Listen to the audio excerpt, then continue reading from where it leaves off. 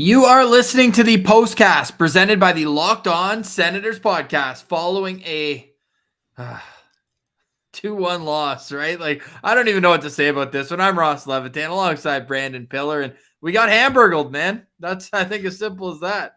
I mean, what did we expect? The Hamburglar back in Ottawa with Montreal this time. The Sens, they didn't have a full 60, in my opinion. That was another big part of it. And one pretty lousy goal let in by Matt Murray there. Like, it's a quick shot, sure, but from that far out by Lehkonen, you got to have that in a close game. So I think that's what it comes down to, Ross. Yeah, and we've seen 11-7 before, but this one got weird before the game even started. 13-5. When's the last time an NHL team dressed 5 defensemen? And you can't even, the jokes are easy. You can write themselves, oh, carry extras. I mean, they did. How rare is it that 2 defensemen are listed out of the lineup that soon? Now, 2 top 4 defensemen, nonetheless. Now, what gets really strange is Belleville played this afternoon at 3 o'clock in Laval, mind you, but how early did they have an inkling? Because you had to think it wasn't an hour before the game. Shabbat and Zaitsev go, hey, we actually can't play. You got to think they would know. So why didn't someone get pulled off the ice mid-game, called up, whatnot? But that wasn't the difference in this game. Although Artem Zub, I think, really took the brunt of those extra minutes on the shoulder. He did not have a good night. Couple bad penalties, and just overall, this was not one of his best games. Which is weird to think, Ross? Like, how many games can you point out since Artem Zub has been a Senator where you can say that was a bad game for him? There's not many. So definitely this was a tough one for him. That delay of game penalty especially was a weird one for him. And the interference on Gallagher, sure, not a great penalty, but part of me was happy to see it. And then Gallagher, seconds later, he gets a penalty on himself to negate it, so it's 4-4. So that one we can clear his slate from. But yeah, not Zub's best game here. No, I mean, Gallagher reached in. That guy, he's just as much of a rat as I remember. And it's been so long since the Sens have even played the Habs. You forget why you dislike them so much. But obviously, he's jamming away. He's doing what he has to do. He hasn't scored a 5-on-5 goal since April last year. Sheesh. I don't even think he's missed that much time. But all in all, I think this performance was a little flat. Now, they end up getting a few good chances. Hammond was there to stop or shut the door, rather. But I don't know. This one left me with kind of a sigh, I guess, rather. You know, you're so excited after the Minnesota game. They battle. Yeah. They give up the lead twice. They come out on top. This one, you were just waiting for them to tilt the ice in the right direction, and they never had that sustained pressure that would have allowed them to take the lead at one point or another. Now, Montreal, I mean, give credit where it's due. They're now on a 5-game win streak, and they haven't trailed in any of the 5 games. So you really just have to tip your hat a bit, but man, this seemed like a winnable game, despite no Shabbat, no Atherson, no Norris, and so on and so forth. But still, ugly game all around, I think it's fair to say. No, this really did seem like a winnable game, Ross. I live bet the Sens twice because I was sure they were going to come back here, and I'm feeling that one. Maybe it's my fault, guys. I apologize for mushing the Sens. Definitely I can take that one on the chin. But Ross, if there wasn't too many juicy, well, actually no, we're leaving the lead story off the hook here, Ross. Colin White in his season debut. First off, first couple shifts, he rings one off the post. So he's feeling it. He's feeling hot, that's for sure. And then on the power play, he gets a nice goal. And guys, I know I do this every time, but I'm going to the assist on this one because Connor Brown lately has done such a good job of carrying the puck into the O-zone. And he does it with ease on this play, brings it in, wraps it around, and then instead of doing a full wraparound, he sees Colin White's wide open on the power play in front of the net. Quick pass to him, and Whitey, you don't have to play a game all season to know what to do with that when you get it out front with a nice pass on the tape. He buries it right away for his first goal of the season, and that's got to be one of the feel-good stories. As Elias Martian tweeted out, Ross, it's too damn bad this team didn't get the win so that Whitey could have got the bike helmet. Oh, it would have been what a story that would have been, eh? Oh.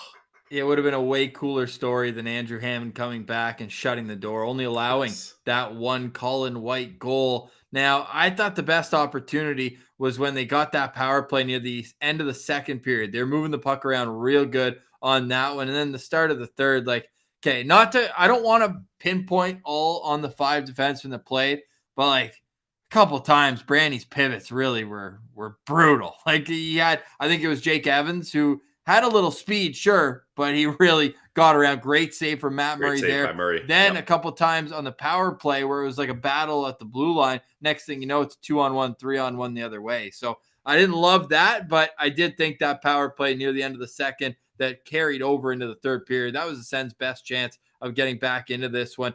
The penalty too from Tkachuk at the end of the game. I mean, he really took two on there too. I don't know if you saw, he caught Cole Caulfield right in the face with his stick, just errantly kind of swinging around. Now I love his physicality, but Brady can't be taking that penalty with less than 4 minutes left. That's the thing. Yeah, there's 3 minutes left. The Sens, I felt like finally were possessing the puck for a little bit, Ross. It seemed like they had a bit of a oomph and they were getting ready to try to get set up in the offensive zone and pull the goalie. But that penalty just kind of deflated them totally, right? And it was a tough time, especially when it's Brady Tkachuk. Like, that's the guy you're expecting to go out there with the goalie pulled and come up with a big goal for you up against the Montreal Canadiens, right? Like, he was your locked on player, Ross. Like, Yes, that's he the was. guy you want at that point in time. You can't be sitting in the box. Yeah, no question. I think that the penalties also, and I mean, the Senators' goal was on the power play, so you got to, I mean, tip your hat to there Yep. too. It's not like they went over on this night, but I think the penalties really took away from the flow of this game. Like 5 minor penalties in the second period, 3 more in the third, especially in that middle frame. It was just so stop and start. They were just like, it just wasn't really a smooth piece of hockey tonight, Pills. Yeah, I would agree with that for sure. And I mean, with the injuries and the way these have expected a chippy game, but it's really too bad that that we weren't able to see a little more offensive flair from the Sens. All right. I mean, people in the chat are asking. It's true. The Tierney turnover on that first goal. That, I mean, what more can you say?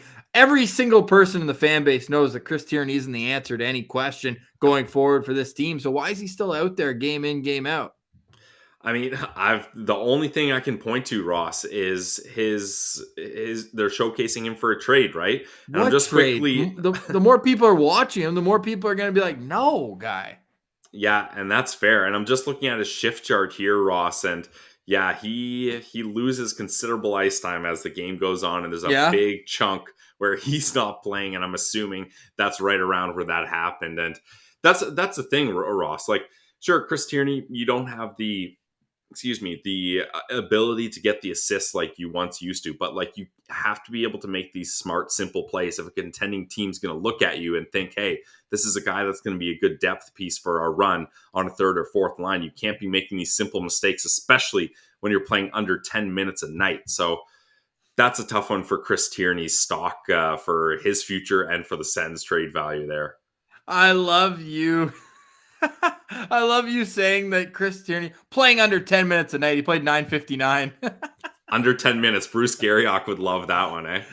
No doubt. But if you're a team and you're looking at scouting the Ottawa Senators, I mean, who would you rather? Chris Tierney, who's played under 10 minutes tonight, as you like to point out, or a guy like Parker Kelly who played just over and had 7 hits? Like, that's what I'm saying. Like, he's not raising his value by playing. No. You're just showing that guys who I don't think many people in the NHL know, and no disrespect to the shift disturber. We love what he brings, and he did tonight, brought the intensity. But if I'm a scout just watching the Sens for the first time, I'm looking at number 45. I'm saying I want that guy over 71 every single time. Yeah, and I mean, that's fair. I don't think the Senators would be interested in trading Kelly over Tierney. No, so that's probably that's a non-starter. But I get what you're saying for sure. It's not a good look, man. And at some point, like, isn't insanity the definition of it? Just doing the same thing over and over, expecting different results? I mean, hopefully the results change come trade deadline, Ross. All right. I'm waiting, man. It's less than a month away, and I'm looking forward to that day. Matt Murray, again, great in goal. Maybe the Lehkonen shot, you don't love it from that distance, but he made a few 10-bell saves too. Yeah, absolutely. And you already referenced that that Evans play, which was a great, nice pad save. And I thought he had that big save against Hoffman, Ross, where he loses his stick on the play. Yep. I mean, unfortunately, a little while later, the Habs score, but that was a really good save too. And I thought, Ross, we saw another time where where Gallagher tries to poke the puck after a rebound, and Matt Murray, instead of with what happened with Sundqvist in against the Blues, lets him go. He gives him a little shove too. He lets him know, hey, I'm literally just coming back from a guy running me. I'm not going to take that again. So you like to see a little piss and vinegar from Matt Murray once in a while, eh? Yeah, 100%. I noticed that right off the bat too. Yeah. And then Formanton came in and gave him a little forearm shiver. Oh yeah, for me after the whistle going in the scrum, that's guaranteed. Oh, absolutely. Yeah, PU'd writing in that Zub had an off game. We mentioned that, and it was, it was pretty. He liked Brandy. I didn't love Brandy tonight. I also didn't love Holt. I didn't think anyone. Yeah, let's get into Brandy because that's a juicy topic right now. So Always. once again, no Thomas Chabot. So this is a chance for Brannstrom to elevate his game. Mind you, 5 defensemen, so you kind of got to grade it on a bit of a curve, right? You're expected to play a lot more minutes in a lot more situations, but nonetheless, you get a chance to quarterback the top power play unit. And like you said, he did get a couple shots in, but he made a couple mistakes on the pivot. His skating looked a little tough at times, but he's slower than I think you'd expect him to be at his size. Yeah, and the thing is, I've talked about this a couple times. I think they've really focused on his defensive part of the game, which is great, and he needs to focus on that as a young, small defenseman, obviously. Right. But he's not getting any advantages on offense, which is where his bread and butter should be, right? Like he should be able to cheat just a little on offense to try to make a big break or to try to jump in on a 2-on-1 rush or something like that. And you're just not seeing that from him, which is unfortunate, especially when you're only going to get so much time with no Thomas Chabot and or Jake Sanderson. So when you have these opportunities, especially up against a lower tier team like the Habs, you need to seize them. And I wouldn't exactly say he seized this game, but also I didn't think it was terrible either, considering the circumstances. Yeah, I think probably point to Zub as the guy who struggled the most on the back end. Ironically, Mete played the least, but also had the lone assist there. How much did he contribute to that assist? That is up for debate, certainly. It was just a quick pass in his own zone, and Connor Brown did the rest. All right, man. Hey, Connor Brown, again, just quietly going about his business, always in the right spot. But with Victor Mete, he actually led the Senators in 5-on-5 shot share. He was 61.9% Corsi. Only he and then Josh Brown was at 50%. The only Sens defenseman above 50. Zub had the least amount percentage-wise. So it kind of goes with the eye test that we were saying. Didn't look great. Well, yeah, he's sitting at like 30% on that. So all in all, man, that's a frustrating game against a division rival, a team that you're always throwing out the standings, right? Like, sure, yeah, they were on a 4-game win streak, but this is just a game where it comes down to who wants it more that night. And I hate to say it, but I think that Montreal could certainly have been that team tonight. Yeah, and that's fair to say. Cole Caulfield even had a couple good chances, but Murray stood tall up against him. I and know. You could see the jump that him and Suzuki have, eh? I get tight every time 22 gets the puck because I know I'm just going to hear about it on Well, Twitter, you got to shut your mentions off, when that happens. Yeah, but hey, he didn't no contributions offensively for him, but he is dangerous. I will admit that. Yeah, definitely. And Ross, we don't have to do it now, but we do need to touch on that Belleville game at one point in the postcast because that was electric.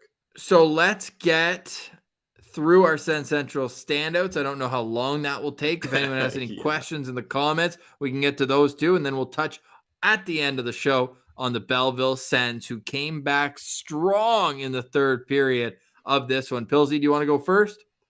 Yeah, I'm going to go with, I mentioned that I didn't like that second Lehkonen goal, obviously, but I think Matt Murray played a good game. We already highlighted a couple of big saves, Hoffman, Evans, Caulfield, and I really emphasize how I like that he wasn't allowing Gallagher just to shove him at the end of the whistle there. He gave him a little something to let him know what's up. So I think Matt Murray had a good game here, and sure, a 2-1 game, a bad goal for the second goal leads to the game winner, and that ultimately ends it. But I think he gave the team a chance to stay in this one.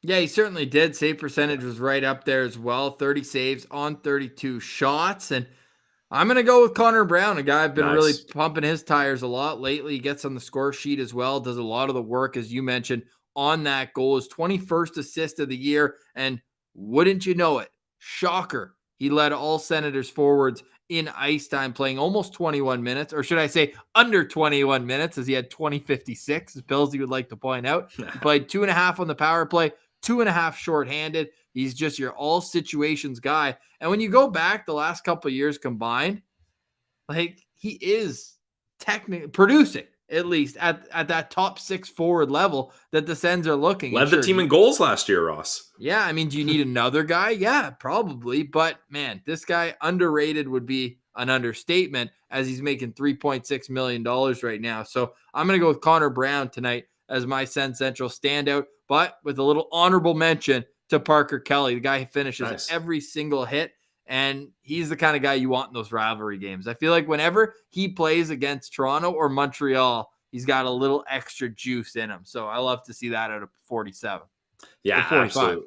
45. Yeah. I think Casty's got the same jump, number 47. So and they often play together. Slip there. Yeah, that's fair. I'll allow that one, Ross. And yeah, Parker Kelly, he's a DJ Smith guy. Like DJ Smith. Oh, yeah. If you showed him NHL 22 create a player, he'd probably make a guy pretty similar to Parker Kelly. Yeah, 100%. All right, those are the Sens Central standouts in a disappointing 2-1 loss on a Saturday night to the Montreal Canadiens. I got to wash my mouth out after saying that sentence. But you know what'll make me feel a little better? Talking about the Belleville Sens, who came back and got a regulation victory. And that can't be understated either, how big that is against a divisional rival that they're chasing. Getting that power play goal at the end of the game. Belleville wins 4-3 over Laval on the road in a tough building after getting smacked around in their last game.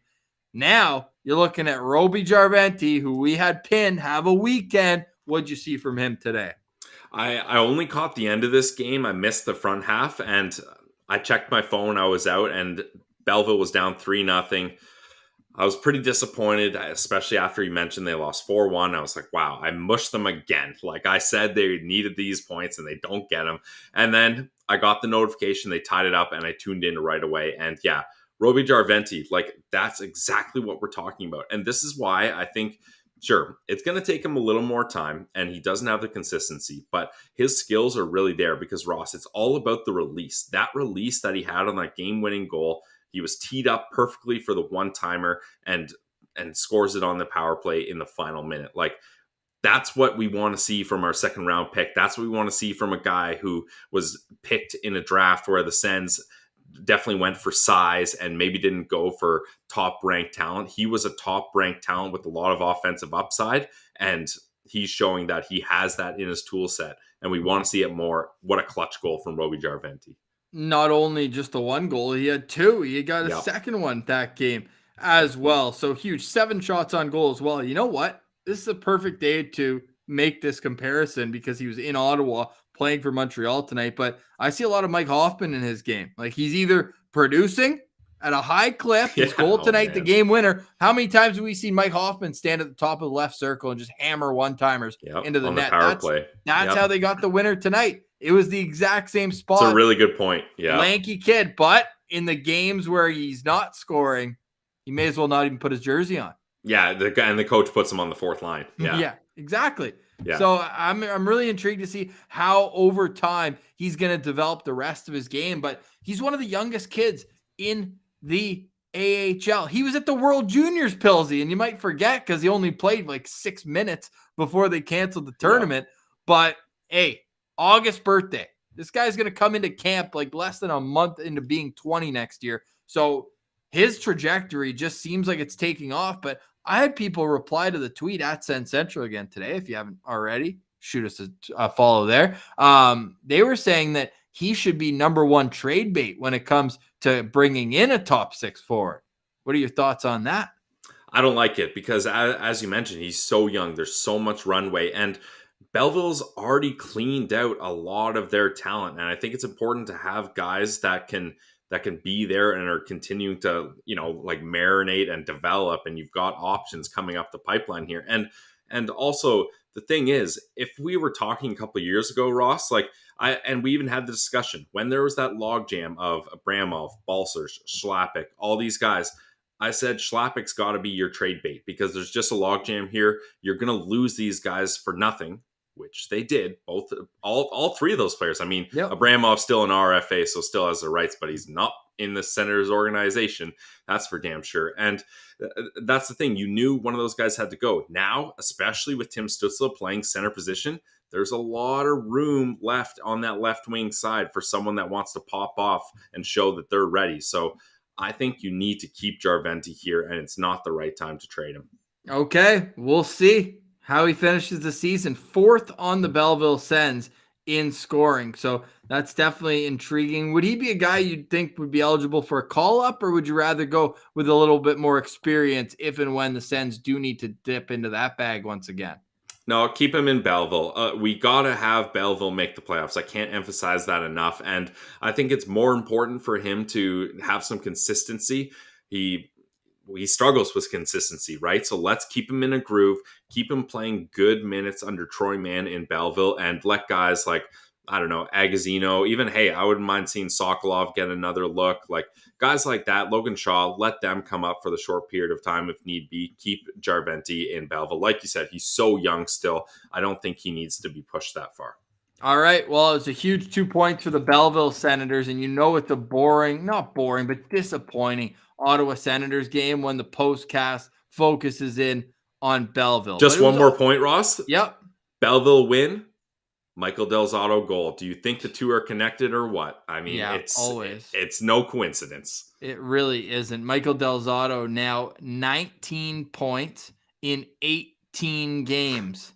He's already 5th on the team in scoring for the year, and the guys ahead of him have all played 37 or more games. Think he's an NHLer? It's tough to say because we got such a small sample size. And Ross, if I'm not mistaken, is he still the first? Oh no, Mete I guess breaks that. He was the only Senators player. Was it a power play? No, it's a power play goal. So no, yeah, he's still the only defenseman with a power play goal in Ottawa. So I don't know. This is the weirdest storyline. It's even wilder than I could have imagined there. So tonight as well, good for Kevin for pointing out. And Kevin was at the game tonight, which was awesome to see. Yeah. Last game at 50% capacity. Hey, little round of applause for the Ottawa Senators and Ontario getting back to 100% capacity just in time, Pillsy, for a 5-game road trip that the Ottawa Senators are going to embark on. But now it's going to come fast and furious, and we don't know the extent of Thomas Chabot's injury or illness. I guess it is a non-COVID related illness. He and Nikita Zaitsev both suffering from the same thing. So I'm curious to see if this is just kind of like a one-day thing. I'm sure that they're going to err on the side of caution, which means, are they going to be on the team plane when they take off to go to Tampa? They've got a few days until their next game as well, Pillsy. This is the least busy time on the schedule. They've got Sunday and Monday off. So I'm assuming tomorrow is just a flight day, and then they'll be back on the ice in Tampa. So we'll see. But that's a tough game coming up on March 1st. Absolutely. Yeah. I mean, the Sens, you got the shutout and the hat trick in the same game to lean on. And then what was the score of the other one? 2-1 Tampa or something like that? That was 2-1 Tampa. That was the game where Thomas Chabot scored his first of the year, and it was an absolute highlight, real beauty. Yeah, so they played well up against Tampa. So you gotta hope that can come out again, and you gotta hope that Thomas Chabot is back to score another goal. Well, guess where they're going after? Tampa, Pillsy, the scene Florida? Of the crime. The scene of the crime, where it was 8-2 Senators win in early December. So lots to be excited about if you're an Ottawa Senators fan, despite maybe not the best effort tonight against the Montreal Canadiens. And again, the Habs got to give some stick taps. They're on a 5-game win streak. Andrew Hammond gets the win in Ottawa. That one just hurts to say, but he was good tonight. He was good, and you got to give credit where it's due. Andrew Hammond making, as I pull it up here, Andrew Hammond made 26 saves on 27 shots tonight, but it was Colin White that beat him. His first goal of the season in his return. Pillsy, your final thoughts on tonight's game?